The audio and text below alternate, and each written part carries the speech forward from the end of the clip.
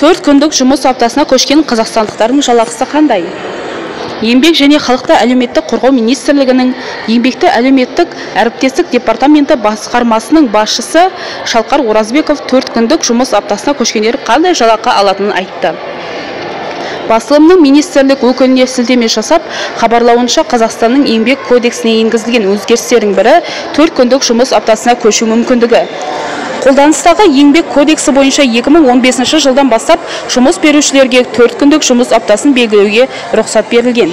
2023 жылы қабылданған әлеуметтік кодекс аясында 4 күндік жұмыс аптасы 5 немесе 6 күндік жұмыс апталарымен ауысып келетін жаңа жұмыс режимі ретінде енгізілді, деді Шалқар Оразбеков. Ал жалақы заңнамаға сәйкес қызметкерлердің еңбекақысы орындалған жұмыс көлеміне байланысты есептеледі. Егер жұмыс күндерінің саны қысқарса, сәйкесінше жалақы да пропорционалды түрде азаятын болады.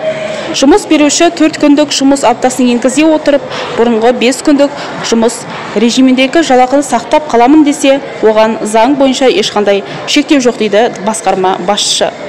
Еске сала кететін болсақ, 2023 жылдың 1 шілдесінен бастап қазақстандықтар 4 күндік жұмыс аптасына ресми түрде ауыса алады.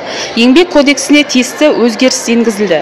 Сондай-ақ 5 күндік немесе 6 күндік жұмыс аптасы және толық емес жұмыс аптасы қарастырылған. Жұмыс беруші мен қызметкердің өзара келісімі бойынша 5 күндік немесе 6 күндік жұмыс аптасын кезектестіру құқығымен 4 күндік жұмыс аптасын белгілеуге рұқсат берілген. Жексенбі ортақ демалыс күні болып саналады.